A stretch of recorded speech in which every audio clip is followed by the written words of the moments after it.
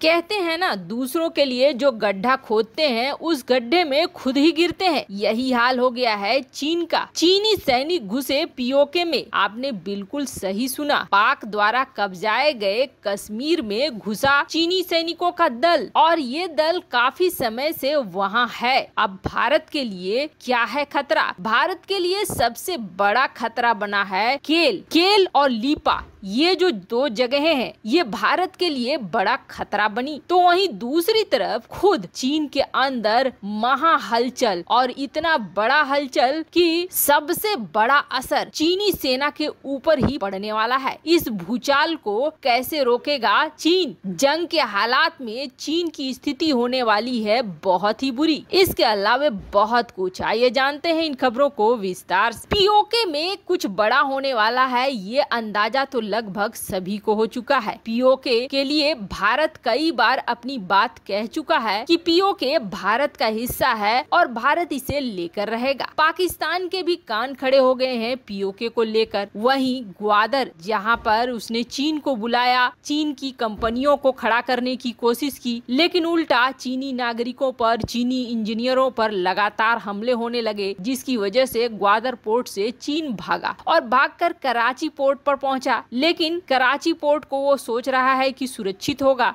पर वो बात भी नहीं नजर आ रही है। टीटीपी के धीरे धीरे उग्रवादी वहां तक पहुंच रहे हैं। इन सब के बीच में चीन को अब तय हो गया है कि चीन इस जगह पे नहीं टिक सकेगा, चीन को तो भागना ही है। फिर आखिर क्यों उतरे चीनी सैनिक? और ये चीनी सैनिक खास तौर पर पहुंचे हैं पीओके के उन इलाकों में जो इलाके भारत से सटे हुए हैं। पीओके के इलाके देखेंगे तो इसमें कुछ ऐसे गांव हैं जो गांव बहुत ज्यादा प्रसिद्ध है, या ये कहें बदनाम है। ये बदनाम इसलिए है क्योंकि ये वो गांव है जहां उग्रवादी आकर छिपते हैं और यहीं से उग्रवादी भारत के क्षेत्रों में घुसने की कोशिश करते हैं। अब हाल ही में ऐसी रिपोर्ट आई है कि पाकिस्तान 200 उग्रवादियों को, 200 आतंकियों को भारत में ठेलना चाहता है, और ठेलने के लिए जगह बनाता है केल को, लीपा को, इन गाँवों के जरिए ही ये भारत के अंदर इसे घुसाने की कोशिश करते हैं या घुसा देते हैं। अब चीनी सैनिक यहाँ पर पहुँचे हैं, खास करके लीपा में, केल में। ये जो पहुँचे हैं ये एक बड़ी रणनीति के तहत पहुँचे हैं जो भारत के लिए आने वाले समय में बड़ा खतरा पैदा कर सकती है।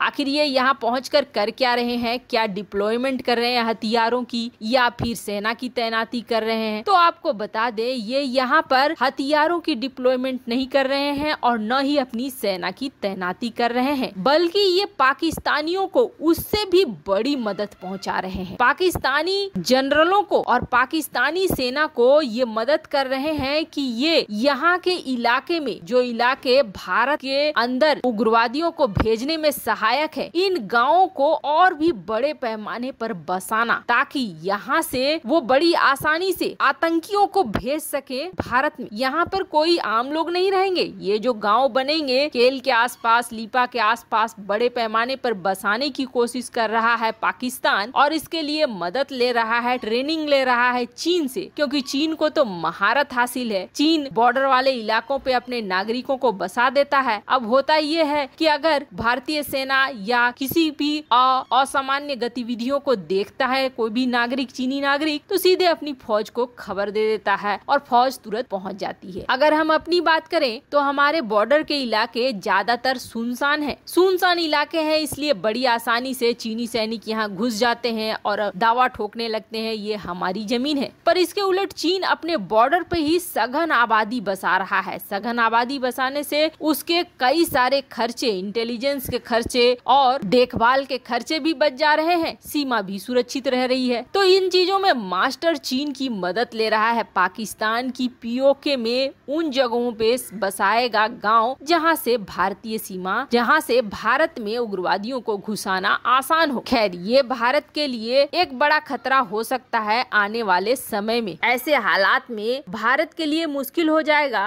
आतंकियों को संभालना। इसलिए भारत को अभी ही बड़े एक्शन लेने होंगे और पीओके का जो भी प्लानिंग कब्जाने की या वापस लेने की है वो जल्द से जल्द करनी होगी, ताकि पाकिस्तान ऐसा नहीं कर पाए। वैसे भारतीय सेना लगातार ठोके जा रही है, इनकाउंटर किए जा रही है, जो भी आतंकी घुसने की कोशिश कर रहे हैं। लेकिन अब वक्त आ गया है बड़े एक्शन की, ताकि अभी ही इस मामले को सलटा दिया जाए, बाद में ये मामला और भी बड़ा हो जाएगा। वहीं दूसरी तरफ जो चीन भारत के लिए गड्ढे खोद रहा है, उसके लिए बड़ी बड़ी खाई खुद रही है। आपने देखा होगा कि हाल ही में चीन की तरफ से कई ऐसी खबरें निकल कर आ रही है, 10 ब्लास्ट हुए, एक के बाद एक हुए। हालांकि चीन बहुत ज्यादा जानकारी नहीं दे रहा है, पर ये जरूर चल रहा है कि चीन के अंदर कुछ न कुछ जरूर चल रहा है, कुछ न कुछ जरूर पक रहा है, जो 10 ब्लास्ट, वो भी बड़े लेवल के ब्लास्ट दिखा रहे हैं। अब मामला यहीं तक नहीं रुका है, अब मामला ये हो गया है कि चीनी वायुसेना, चीनी थल सेना और चीनी नौसेना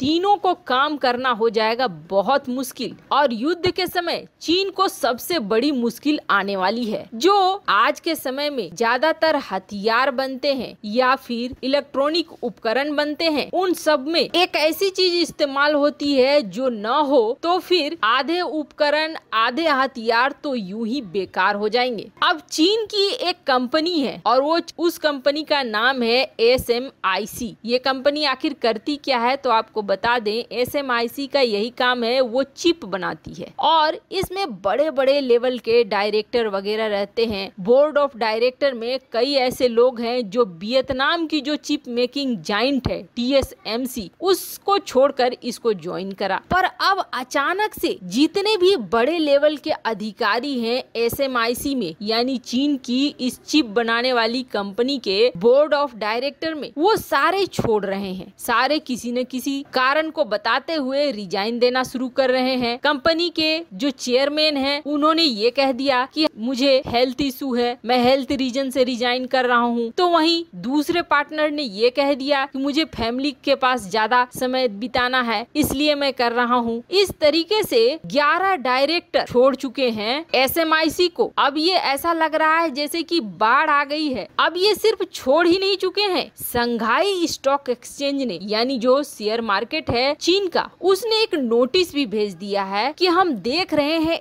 SMIC के हालात हो रहे हैं कुछ गड़बड़, इसकी निगरानी करनी होगी जरूरी। चीन ने तो ये दिखाया था कि SMIC लाभ दे रहा है, करीब $1.4 बिलियन का क्वार्टर में लाभ हुआ SMIC को। फिर आखिर इस कंपनी के अंदर उथल पुथल क्यों मची हुई है, जबकि इसके बनाए गए सेमीकंडक्टर कई उपकरणों में, कई इलेक्ट्रॉनिक वारफेयर में, तो कई चीजों में इस्तेमाल हो रहे हैं। इसके बंद होने का मतलब है एक बहुत बड़ा हाहाकार मच जाना चीन के अंदर। तो आपको बता दें, ये अब उसी तरफ बढ़ रही है। जिस तरीके से चीन की रियल एस्टेट कंपनी एवरग्रांड धराशायी हो रही है, वैसे ही अब SMIC आगे बढ़ रही है धराशायी होने के। और इसके धराशायी होने का मतलब है कि चीन की सेना पंगु हो जाएगी और जंग के हालात में चीन को बड़ी मुश्किलों का सामना करना पड़ेगा। अब कहीं न कहीं एक्सपर्ट ये मान रहे हैं कि SMIC के अंदर जहां कुछ चल रहा है, तो वहीं अमेरिका ने अब इस पर सेंक्शन लगाने का विचार भी कर लिया है, जिसका मतलब है ये कंपनी वैसे ही तबाह होगी, क्योंकि इसे बहुत ज्यादा कंपोनेंट मिलते हैं अमेरिका की तरफ से। वैसे आपको क्या लगता है, इस कंपनी को सबसे पहले बैन करना चाहिए? कमेंट कर अपनी राय जरूर बताएं। जल्द मिलते हैं अगले वीडियो में नई खबर के साथ।